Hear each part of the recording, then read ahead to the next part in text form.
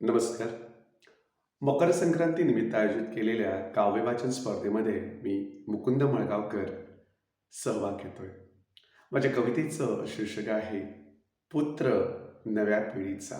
पुत्र नव्या पिढीचा. बोल तुझ्या मनातले, बोल तुझ्या मनातले न देता काही ढळू. बोल तुझ्या मनातले न देता काही ढळू. लढ सुटाया व्यसन नको स्वतःपासून पळू. लढ सुटाया व्यसन नको स्वतःपासून पळू.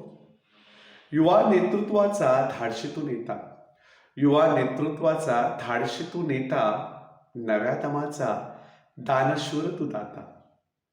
आदर्श तुझा घ्यावा, आदर्श तुझा घ्यावा असा दरारा तुझ्यात हवा.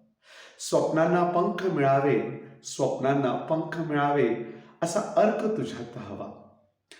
डोंगरा एवढी वाट काढून पुढे तुला जायचे आहे.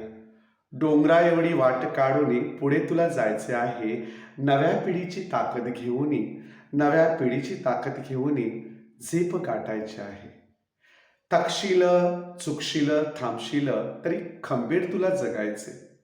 थकशील, झुकशील, थांबशील तरी खंबीर तुला जगायचे.